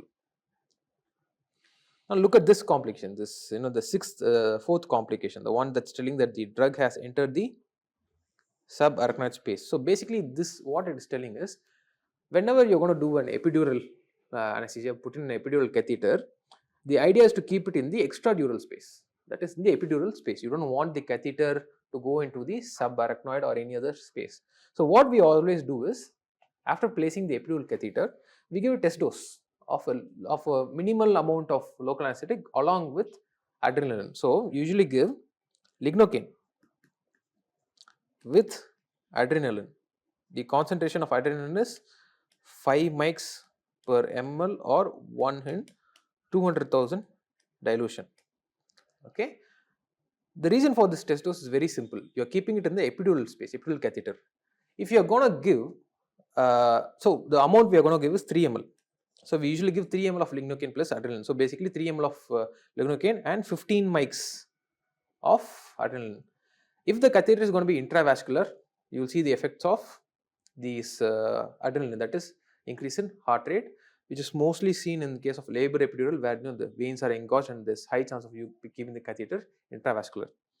If the catheter is not in the epidural space and if it's going to be in the subarachnoid space, like a spinal needle, then this 3 ml will cause severe sensory and motor, which is basically a spinal anesthesia. Okay, it will basically be like a spinal anesthesia. The patient will have complete numbness. So you have to be always careful and always give a test dose. As far as this question is concerned, it's systemic toxicity, but this is another complication. The drug entering the subarachnoid space is something that you always have to be aware of while doing epidural anesthesia. False statement about post-dural puncture headache. It is a breach of dura, onset of headache within 12 to 72 hours, commonly occipital frontal location, headache relieved in sitting and standing position. So, we are going to next look at PDPH. PDPH, the all are true about the management except early ambulation, hydration, cerebral vasoconstriction using caffeine or analgesics. All of the management of PDPH except analgesics and caffeine, IV in oral fluids, upright position and stool softener. So, what is post-dural puncture headache?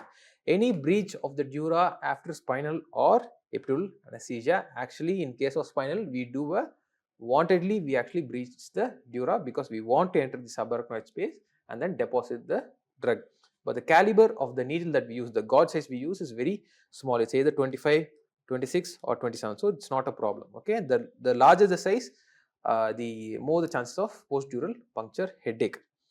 25 is the larger needle, whereas 27 is the small needle. I told you, right, gauge and needle size is inversely proportional. Lower the number, bigger the needle size.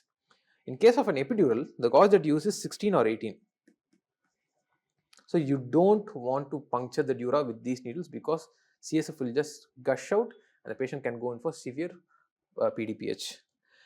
It is a bilateral, frontal or retroorbital or occipital headache and may extend to the neck. Onset is usually within 12 to 72 hours and the hallmark sign is the headache is usually occipital and it can be frontal and retroorbital. The hallmark sign is it changes with body positioning. Okay, so by sitting and standing it is aggravated and it is decreased by lying down. The pathophysiology is very simple. There's leak of CSF, there's decrease in CSF volume and pressure, the shift of intracranial contents and activation of adenosine receptors. Because the shift of intracranial contents, the stretching of the meninges which causes the headache and activation of adenosine receptors leads to vasodilatation of intracranial vessels. So, vasodilatation along with stretching is the reason. The risk factors include young age, female sex, pregnancy. Pregnancy is the labor epidural is one where it is more common because the epidural space is narrow, the ligaments are very soft, you won't be able to appreciate the give way, and they are the ones who are more, they are the patients who we are going to do a labor epidural, so they are the ones who are obviously going to be at risk. Multiple attempts or multiple poking into the dura can cause. Larger diameter needle, exactly. So, if you are going to use a 25 needle, the chance of PDPH is more. Management is usually conservative, you just give analgesics, caffeine, IV and oral fluids and you keep the patient recombinant position and stool softener. You don't want them to strain too much. If all of this is not working, then the next resort is an epidural blood patch. And finally, in the epidural blood patch, what you do is you take the patient's own blood, you go and do the lumbar epidural again, you give the blood in the space and you basically seal the hole. And if all else fails, then you can always go in for a spinopalatine ganglion block. Next is the question false about post-dural puncture headache. Obviously, headache is not relieved in sitting and standing position, it is actually aggravated. All of the management of PDPH, that is except early ambulation, no, the patient needs to rest. All are management of PDPH except again upright position. So, you don't make the patient sit, you don't ambulate them, you don't let them move about at all. Bed rest, it is usually subsides. If it doesn't, then you will have to go on to give analgesics, caffeine, IV fluids, etc. Then you can go in for a epidural blood patch. Epidural blood patch usually solves the problem, but it's very rarely, it never goes up to that stage. It's quite rare. The final option is having a spinopalatine ganglion block. So, these are the different drugs, their onset and the dose that we can give. It is quite important that you know this. So, as far as rapid onset is concerned, the most common drug that we use is lidocaine. The onset is rapid. The dose is, the normal dose is 3 mg per kg. With adrenaline, you can go up to 7 mg per kg. Bupivacaine, it is rapid in onset. You give 5 mg per kg, plain. With epinephrine, it can go to 7. Next, the most common drugs that we use for regional anesthesia and the brachial plexus blocks is bupivacaine and ropivacaine and levobupivacaine. So, bupivacaine is slow, whereas ropivacaine and levobupivacaine are medium in onset and the dose is almost the same for all. It's about 2 to 3 mg per kg. Usually, we don't combine them with any adjuvants. Then we have the procaine and chlorprocaine. Procaine is quite slow, whereas chlorprocaine is quite rapid. Normal dose is 8 mg, with adrenaline it is 10, whereas for chlorprocaine it is 10 mg per kg, and with adrenaline it comes to 15 mg per kg. These are the drugs that we commonly use, and as you can see, they are also short acting. The duration of action is different for each drug. Well, the main thing that you need to look into is when you are giving it plain, the duration of action, and look what happens when you give it with epinephrine. The duration of action increases. For example, lidocaine only acts for 2 hours, but with adrenaline can even act up to 4 hours. Bupivacaine, ropivacaine and levobupivacaine, the time is almost the same. It's about 4 hours, 4 hours, 3 to 4 hours, 4 to 6 hours. But when you combine it with adrenaline, it can go as high as 8, 6 and 6, 8 and 12 hours. So these are things that you need to know. It's better to take a screenshot of this and memorize it again and again, mainly the drug dosage with and without adrenaline. So these are the advantages and disadvantages, like I told you about spinal and epidural already. I've talked to you. Next we'll be looking at a very important topic, that's called the combined spinal and epidural. So like I told you, spinal has some advantages, epidural has some advantages. The main advantage of spinal is the rapid onset of action, whereas the main advantage of epidural is prolonged duration of keeping the catheter in and giving the patient drug. So what can be done if we are able to combine both? So that is where this comes into place. This is basically a combined spinal epidural needle. It has a port in between where you can actually introduce the spinal needle and go into the subarachnoid space. So what we usually do is we do the procedure just like that of an epidural. We take the needle, give local, we put the needle in, we see for loss of resistance of either air or saline, and the moment we get the loss of resistance, it means we have entered the epidural space. Then we take out the syringe and we put in the spinal needle. So first we put in the spinal needle.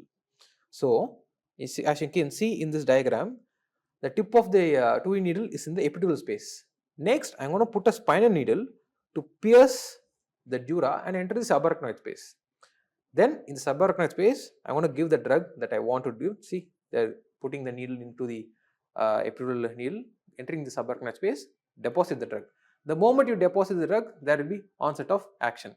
Next, you take out the spinal needle and then you put in the epidural catheter, come out and fix the catheter. So you have best of both worlds, the rapid onset of action of the spinal needle and the prolonged duration of action which you can use with the epidural catheter. So anesthesia of choice for hemorrhoidectomy in a 65-year-old male with coronary artery disease. So the main thing is here, the coronary artery disease, you don't want you don't want the hemodynamics to change a lot. So of all the options that is given here, we'll see which is the best. Is it spinal, general, saddle or caudal? LSAS can be done in all except spinal, general, epidural or saddle. So this is what I was basically telling you about the saddle block. It's a very simple block. It's the basic same as the spinal. You put in a spinal needle, you deposit the drug and you make the patient sit for 3 to 5 minutes because the drug is hyperbaric, increasing the baricity, making hyperbaric by adding 80 grams of dextrose to it. It comes under the control of gravity and it anesthetizes the anal and perianal area. So that's why we call it a saddle block. The saddle where you sit on the horse, that is the reason that's going to be anesthetized. In this case, the hemorrhoidectomy patients who is having a coronary artery disease, it is always better to go in for a saddle block because spinal can cause hypotension and it can cause problems because the patient is already having a coronary artery disease. GA is best to be avoided because again you don't want to manipulate the airway, cause increase in heart rate, decrease in BP, etc. Caudal is for pediatric patients. Yeah. LSCS can be done in all except obviously saddle block you cannot do because it's going to anesthetize only anal and perianal area. All can be used as topical anesthesia except lidocaine, tetracaine, benzocaine and bupivacaine. Most commonly used LA for bias block: bupivacaine, lignocaine, procaine, prilocaine and chlorprocaine. Signs of successful stated ganglion block are Horner syndrome, conjunctival congestion, ipsilateral nasal stuffiness, tympanic membrane congestion and flushing. So next, the thing is very simple. We are going to come into the topical anesthetics. So the main drug that we all use for topical, that cream, is called EMLA. EMLA stands for eutectic mixture of local anesthetic, EMLA. it contains 2.5% lidocaine and 2.5% prilocaine. Okay, so this is a very important question that is usually asked in exams. So onset of action is within 40 to 60 minutes.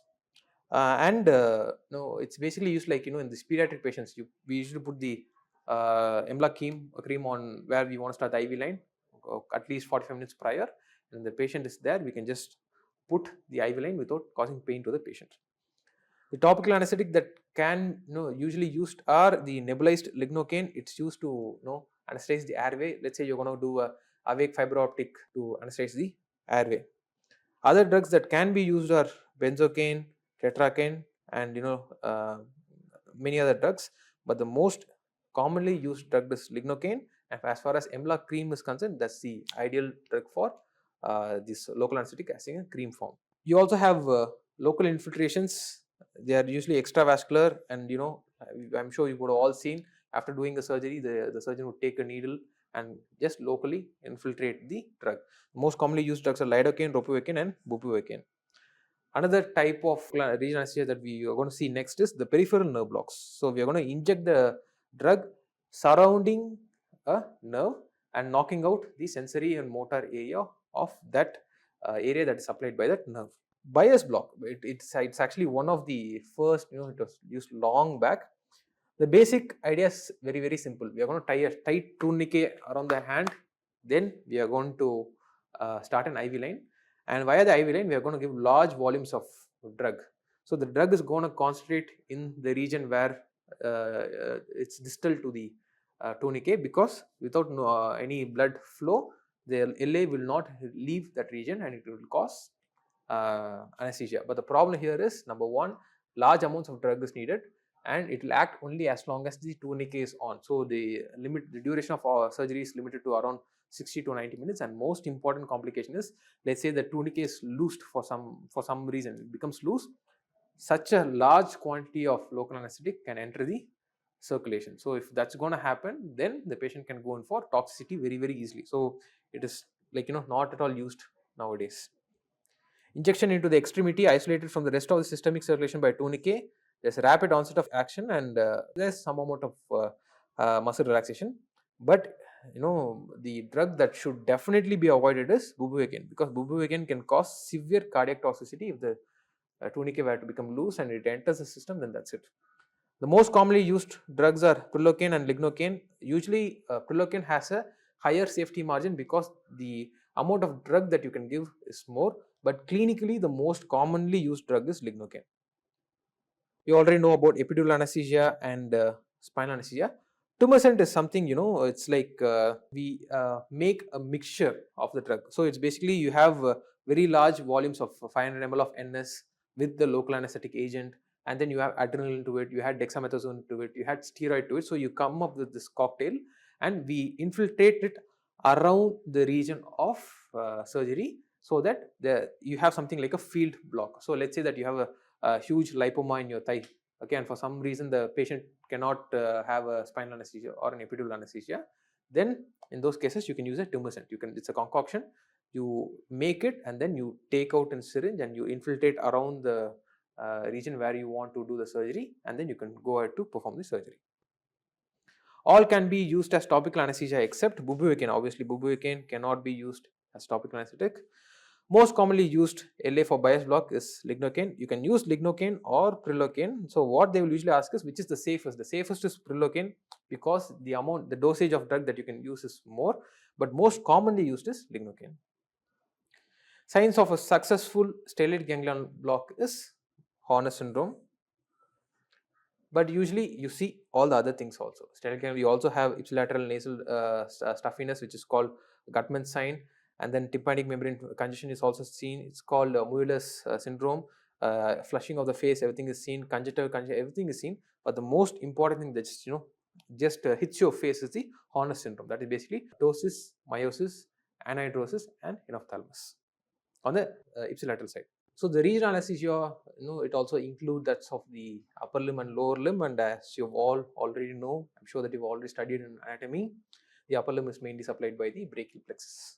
So it combines the nerve from C5, C6, C7, C8 and T1 I'm not going to go into detail about how it's formed, how the trunk everything is formed.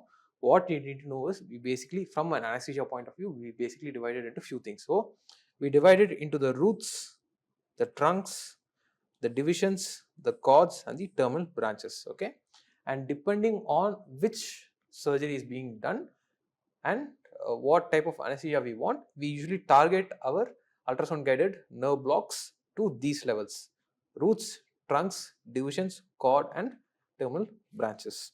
So as you can see from this image, the brachial plexus block is being done, and it can be done in various methods. The first image is that of a landmark technique. The second is where you use a peripheral nerve stimulator, and the third, which is the best, is the ultrasound guided method. Is the most common block of the upper limb, and this is definitely a potential question: which nerve is usually spared from brachial plexus block? It is the intercostobrachial nerve, the T2, which is spared. It is supplying the medial aspect of the arm. Okay, usually we block it by giving a subcutaneous infiltration. So like I told you, we have the roots, trunks, divisions, cords, and the peripheral branches, and depending on what surgery we want and what nerve we want to block, we'll usually give regional anesthesia based on that.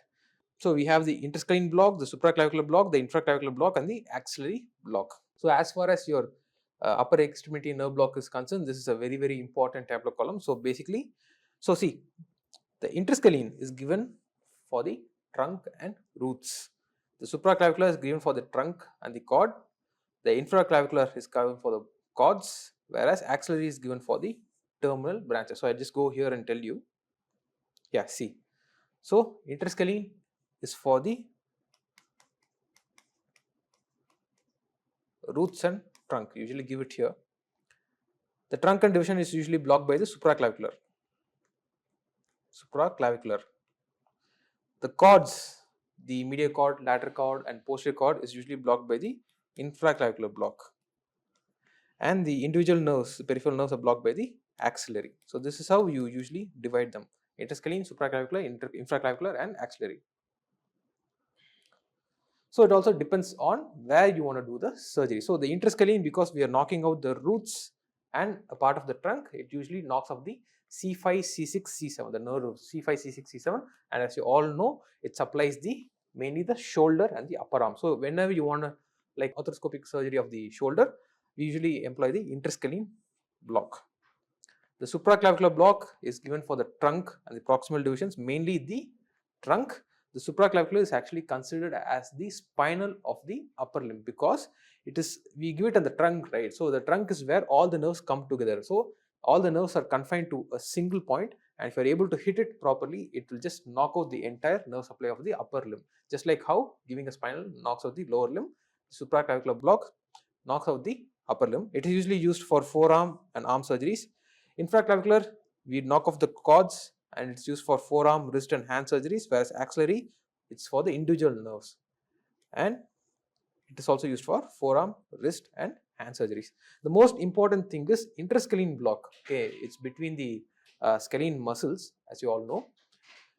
The most common complication is when you are hitting the nerve roots, okay, the C5, C6, C7. You also remember, right? The phrenic nerve has a nerve going from C5. So the ipsilateral, the side of the block, the diaphragm is usually knocked off. So that this is the reason why you cannot give a bilateral interscalene block, because both the sides, if the phrenic nerve is blocked off, the diaphragm will be going for paralysis. And one more important thing about the interscalene block is it has many important structures around it: the arteries, the veins, and the stellate ganglion, etc. And those all can also be knocked off, or you can go in and cause an intravascular injection that can lead to last. The supraclavicular is relatively very safe. It is called the spinal of the upper limb, and you use the subclavian artery, feel for the palpation of the subclavian artery, and just lateral to it, you give it off. Infraclavicular, you usually knock off the cords, the posterior cord, the medial cord, and the lateral cord. And axillary, you use the axillary artery, and then you block off the nerves in relation to the axillary artery. The next thing you need to know is how do you do this. So you can use the landmark technique, you can use the peripheral nerve stimulator technique, or the ultrasound technique. The best thing is the ultrasound technique because you can visualize all the structures, the veins, the artery, the nerve excellently, and as long as you can visualize the tip of the needle, you can deposit the drug correctly around the nerve so that you can prevent giving excessive drug, and you can also prevent intravascular injection causing blast. Landmark technique can be used, but it is quite difficult. The next best thing would be the peripheral nerve stimulator after ultrasound. So peripheral nerve stimulator usually have a needle that is connected to an electric current. So the idea is you use the landmark technique, the same as landmark technique. You advance the needle, and once you are near the needle is near the nerve, we give electric current via the needle and see for a motor response. So if you are adequately near the nerve, usually you get a motor response, and then you can give off the drug to knock it off. The main thing you need to understand is giving 0.5 MA, there should be a motor response. But if you're going to give the current of 0.2 milliamperes, there should not be a motor response, because if you're going to give 0.2 the current and still you're getting a motor response, it means the needle is mostly inside the nerve, intraneural, and if you're going to inject the needle intraneural, there's going to be neural tissue damage. So it should be between 0.2 and 0.5 motor response. Other thing, most important thing while giving these blocks is always aspirate for every 2 to 3 ml. So if it's going to be 10 ml syringe, give 3 ml of the drug, aspirate, make sure that there's no blood, you're not intravascular, and give the next 3. So you always keep checking again and again. And one more most important thing is calculate the maximum drug dosage that is allowed for the patient. You look at the patient's weight, you look at their comorbidities, see if they're having any heart disease, any liver disease, any clear renal disease, and then you calculate the dose accordingly. You draw the dose of the drug accordingly, you keep it, and then you perform the block. Make sure that you don't give excess of the drug. So what is the most common complication of supraclavicular brachial plexus block? Is it pneumothorax, phrenic nerve palsy, hoarseness of voice, or Horner's syndrome? Block known as the spinal of the arm. What is the block? Supraclavicular, interscalene, axillary, or any approach? Patient with shoulder dislocation. Regional anesthesia of choice for surgery are all except supraclavicular, interscalene, axillary, none of the above. So these are equipments that we usually have while performing a nerve block. So you can see a marker pen and a ruler in case of landmark, sterile gloves, the peripheral nerve stimulator, you can see it here, disinfection solution, you can see 22 gauge insulated stimuplex needle, the stimulating needle, the syringe with the local anesthetic, and the injection pressure monitor. Usually we do have an injection pressure monitor so that you don't give too much pressure. If in case you're giving too much pressure and if the needle is like intraneural, then you can cause nerve damage. So this is a supraclavicular block. This is how you position the patient, head turned to one side, arm by the side, and the basic landmark that you're going to use is the subclavian artery. That the artery is the one that basically tells us that the nerve is lateral to the artery, but ideally the best thing to do would be an ultrasound guided block. Landmark is the lateral insertion of the sternocleidomastoid to the clavicle, which is shown here. A distance of approximately 1 inch, that is 2.5 centimeters, is measured lateral to the sternocleidomastoid to assure that the needle placement is away from the pleural dome. Okay, so because you have the pleural dome here, there's high chance that you can go in and cause pneumothorax. The point of the needle entrance is located just cephaloid to the palpating finger. You are palpating the subclavian artery. That the needle is first introduced perpendicular to the skin and then turned and advanced parallel to the midline. So these are all the landmark techniques, and as you can see here, you have the injector port for the local anesthetic, and you also have a wire going, which is actually the nerve stimulator, which is connected to a nerve stimulator. So the most common complication of supraclavicular brachial plexus block, like I told you, it is pneumothorax, because you have the pleural dome very nearby and you can easily injure it and cause pneumothorax.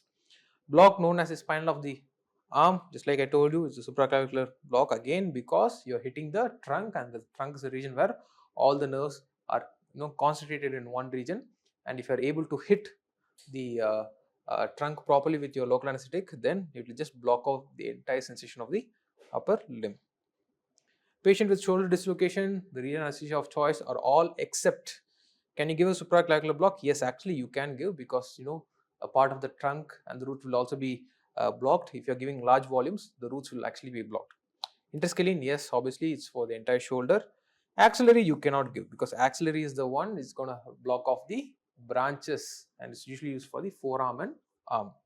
So the next question is the most common complication of interscreen brachial plexus block. Is it recurrent laryngeal nerve palsy, vagus nerve involvement, pneumothorax, or diaphragmatic hemiparesis? So we're going to look at the interscreen block. This is diagrammatic representation of the anatomy of the interscalene. The most important is the middle scalene muscle, which is here, and the anterior scalene. The nerve roots are going to be between the two muscles. So it can be given as a single shot or as a continuous. There's also high and low block depending on where you're going to give the block. And the main thing is risk of Horner syndrome and total spinal block. So if you're going to give it inside the intraneural tissue or a very high volume, you can actually cause total spinal block. Horner syndrome is because the stellate ganglion is very proximal to it. So the patient will usually have a stellate ganglion block causing Horner syndrome. Landmark is it's between the sternal head of the sternocleidomastoid master muscle, the clavicular head of the sternocleidomastoid master muscle, the upper border of the cricoid, and the clavicle. But usually, it's always better to use the ultrasound method to do it. For a low interscalene, these are the boundaries. It's the clavicle, the posterior border of the sternocleidomastoid muscle, and the external jugular vein. Here, low interscalene. So the main thing that we need to know about the interscalene is first you're blocking the nerve roots. You're blocking C5, C6 and C7. It is mostly used for the anesthesia or analgesia of the shoulder and upper arm region. Because it is in close proximity to the stellate ganglion, the stellate ganglion can get blocked causing Horner syndrome. The vertebral artery is very close to it, so you can damage the vertebral artery. And most importantly, as you all know, phrenic nerve has a branch going from C5. So ipsilateral diaphragmatic hemiparesis is a known complication, and this is the reason why you can't give a bilateral interscalene block for shoulder surgery of both the region, because if this bilateral diaphragmatic hemiparesis, then the patient can go in for respiratory failure. Then the infraclavicular block is where you give it below the clavicle, and the ultrasound anatomy which we usually use to locate the cords is the axillary artery. So let's see, axillary artery. This is the patient position. So there are different approaches, the Raj approach and the Borget approach. The main thing you need to understand is the arm need to be outstretched and you give it below the clavicle. Use the ultrasound, keep the ultrasound probe, identify the axillary artery, and all the three cords will actually be around the artery. I'll just show you. This is the axillary artery, then you have the cords around it. It is mainly used for blocking the arm and forearm, and then we come to the axillary block. The axillary block is where you block each nerve, the individual nerves, the median nerve, the radial nerve, and the ulnar nerve. It is also used for the forearm and wrist surgeries. So the basic anatomy again revolves around the axillary artery, and as you can see, you can see the ulnar nerve, then you can see the median nerve, and then you can see the radial nerve. All are in close proximity to the axillary artery. One more important nerve is the musculocutaneous nerve. Okay, the musculocutaneous nerve is actually quite far away. It's quite distally placed from the axillary artery. So what happens is, usually in the landmark techniques or the peripheral nerve stimulator techniques, this nerve is spared. The musculoskeletal nerve is usually spared, as also the other nerves. If you are not able to locate and put the block properly, the sparing of nerves can happen. But the most common nerve that is missed is the musculocutaneous nerve. So the surface landmarks of the axillary block is patient outstretched arm, then you're going to use the pulse of the axillary artery, then the coracoideus muscle and the pectoral major muscle, the biceps muscle and the triceps muscle. You just mark everything, but the main thing is the axillary artery. As you can see here, now we are blocking the median nerve. The needle is inserted above the pulse of the axillary artery. So above is where the median nerve is, above the artery. Below is the radial nerve. So above is the median nerve, below is the radial nerve, and usually the nerve, as far as the the three nerves, the radial, median and ulnar, the ulnar nerve is usually spared because it is posterior to artery. So you need to give a good volume to reach the ulnar nerve. The other nerve, like I told you, which is usually missed, is the musculocutaneous nerve because it is quite far away. So the most commonly missed nerves are the ulnar nerve and the musculocutaneous nerve. Next, we are coming to the functional anatomy of the wrist. It's very, very important that you know the sensory supply of the wrist. So, the medial 1.5 in the palmar aspect, the median 1.5 is supplied by the ulnar nerve, whereas the lateral 3.5 is supplied by the median nerve. When you come to the posterior aspect, again the medial 1.5 is by the ulnar nerve, but the lateral 3.5 is by the radial nerve.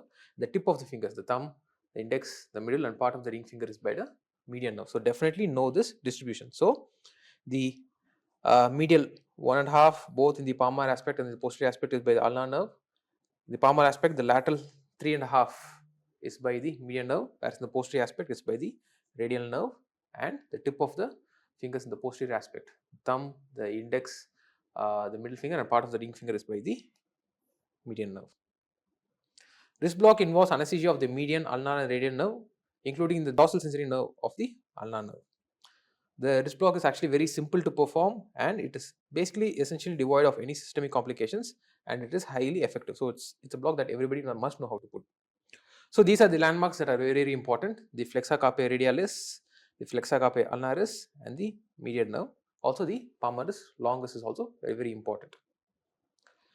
Blocking the radial nerve is very, very simple. This is the belly of the flexor carpi radialis. You insert a needle under the belly and then deposit the drug. Make sure you aspirate and check that there is no bleeding. It's just proximal to the wrist crease. The superficial radial nerve is blocked at the level of the anatomical snuff box. So, we usually lift the thumb, look at the anatomical snuff box, and give a fan shaped infiltration of drug, which will usually knock off the superficial radial nerve. As far as the ulnar nerve is concerned, you feel for the belly of the flexor carpi ulnaris and you inject it under the belly, just like how they are doing here, proximal to the wrist crease. The superficial ulnar nerve is blocked on top of the lateral malleolus, and as you can see here, and this is the most important, the median nerve. So, the median nerve, what we usually do is we ask the patient to flex the wrist. The flexor carpi radialis and also the palmaris longus, both of them will come into view, and then between them you usually put the needle towards the wrist, you hit the bone, you aspirate, you give the drug and come out. It's basically given medial to the flexor carpi radialis tendon.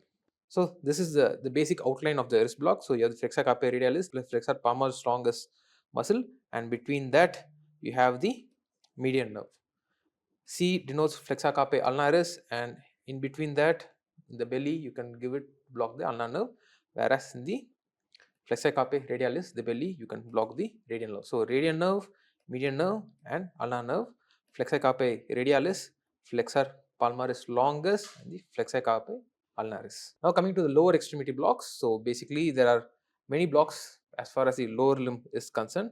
The main nerve that we will be blocking will be the femoral nerve and the sciatic nerve. So, as far as the lower extremity nerve block is concerned, the femoral nerve block is the one that is most important and also useful because it's a single shot, it's a single injection below the inguinal ligament, and you'll be blocking 3 nerves: femoral nerve, lateral femoral cutaneous nerve, and the obturator nerves. As far as the adductor canal block is concerned, it is to block the saphenous nerve. Okay, it is blocked at the adductor canal or the Hunter's canal at mid shaft of femur level. The sciatic nerve is usually blocked in the gluteal region between the greater trochanter and the ischial tuberosity.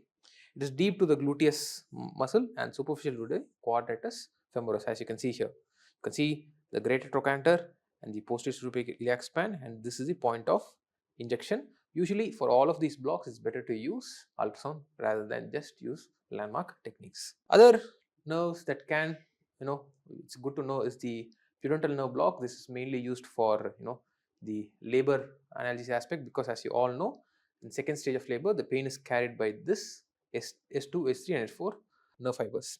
It can also be used for repair of the episiotomy and perineal laceration, or when you are doing outlet instrumentation. It's basically supplying the sensory and motor innervation of the perineum, and usually it's blocked using the transvaginal route. This is a picture of the popliteal fossa. So, it's the popliteal fossa block where the sciatic nerve is being blocked. So, the margins are the semimembranosus tendon, the biceps femoris tendon, and the popliteal crease, and this is where the sciatic nerve usually divides into common peroneal and tibial nerve. It is ideal to block it before the bifurcation.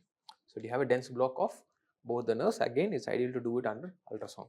Okay, next is the blocks for the head and neck and truncal region.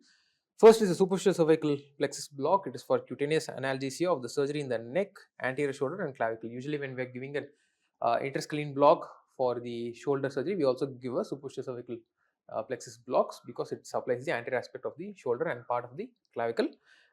And the superficial cervical plexus is formed by the anterior rami of C1 to C4. It emerges from platysma posterior to the sternocleidomastoid muscle, supplies the areas of the jaws, neck, occiput and areas of shoulders and chest. So, what we usually do is, let's say this is the clavicle, okay, and you have sternocleidomastoid muscle, anterior belly, posterior belly. Usually the posterior belly, we divide it into half, upper 2/3 and lower 1/3, and the nerves usually come up in a fan shape. So, we insert a needle, we hold the muscle like a bulk, we insert the needle and give a fan shape incision. The intercostal nerves are also blocked. They are from T1 to, you can block anywhere from T1 to T11. It has 3 branches, the anterior, posterior and the lateral. The posterior cutaneous obviously supplies the paravertebral muscle and the skin in the posterior aspect. Lateral cutaneous supplies the skin on the lateral aspect of the chest, whereas anterior is for the breast and anterior chest and abdominal wall. The main thing to remember is the neurovascular bundle. It is present inferior to the rib, the vein, artery and nerve, from superior to inferior, vein, artery and nerve. So, make sure that when you are placing the needle, place it superficial surface of the rib. Paravertebral block is given in the space adjacent to the vertebra. It blocks the spinal nerves emerging from the intervertebral space. So, according to which level you want, you can block in that level as per se. The transversus abdominis plane block is used for abdominal analgesia, mostly not anesthesia, analgesia, for any anesthesia for minor superficial procedures. It basically blocks the lower abdominal muscle, the subcostal, ilioinguinal and the iliohypogastric nerve. So, what are the complications and contraindications of peripheral nerve blocks? The complications are, you have peripheral nerve injury. In case of the interscalene block, hemidiaphragmatic paralysis can happen. In case of supraclavicular block, pneumothorax and pleural puncture can happen, and unintentionally you can put it inside the intravascular space, the subarachnoid space, the cervical sympathetic chain, etc. The nerve as such can get damaged and cause paresthesia. Epidural or intrathecal spread can happen in case of paravertebral block, and if you are not careful, even local anesthetic systemic toxicity can have. As far as contraindications are concerned, they are the same for all. Patient is not giving consent, don't do it. Infection at the site of block, don't do it. If you feel that there is patient is having coagulopathy, it's better to avoid. In ophthalmology, a patient is allergic to aminoesterase. What can be used? So basically, they are asking which amide can be used. Can use cocaine, procaine, prilocaine, bubuvacaine, or tetracaine. Ocular anesthesia. Okay, so basically block. So you can use topical anesthesia for corneal anesthesia, lack of akinesia and intraocular pressure control. It is quick and simple, and usually use proparacaine. You can also give some tendon block, peribulbar block and the retrobulbar block. These are the ones that are usually given for anesthesia of the ocular surgeries. Most important is the ocular cardiac reflex, the Ashner phenomenon or the Ashner reflex. They call it multiple names. The thing is, when you are pulling on the extraocular muscles, there can be a decrease in heart rate. When you are pulling on the extraocular muscle or compression of the eye, it can cause decrease of the heart rate, bradycardia. A wide range of cardiac dysrhythmia can happen. You can go from anywhere from bradycardia and ventricular ectopic to even sinus arrest and ventricular fibrillation, VFib. Most commonly seen in pediatric age groups who are undergoing strabismus, squint surgeries. Okay, so most common seen in peds undergoing strabismus surgery. The afferent is the trigeminal V1 branch, and the efferent is the vagal. Prevention, actually, it's not prevention, it's actually treatment. You give intravenous cholinergic drugs. So if it does happen, let's say that the surgeon is operating and there is a decrease in heart rate, the ocular cardiac reflex is being activated. What do you tell? Number first one, tell the surgeon to stop. Notify the surgeon and tell him to stop immediately till heart rate increases. confirm that the patient has adequate ventilation and oxygenation and depth of anesthesia, and the drug of choice to treat the bradycardia is atropine, 10 mics per kg. Yeah, usually it is self-limiting. If you remove the stimulus and give atropine, usually it is self-limiting. So these are some snippets showing some points which have been asked in the previous year question papers. Common complication of celiac plexus block is postural hypotension. Celiac plexus block is usually used for palliative care, patients having pancreatic cancer, pancreatitis, etc. Any lesion of the abdomen. Bias block was discovered by August Bayer. The pudendal nerve block is blocking the pudendal nerve S2, S3 and S4. Most preferred approach for brachial plexus block in the pediatric age group involving the elbow, forearm and hand is the axillary block. August Bayer is the one who did the bias block, put a tourniquet, start an IV line and give the LA agent and cause numbing of the hand. All produce vasodilatation except cocaine, lignocaine, bupivacaine and ropivacaine. All are true about cocaine except it's an amide.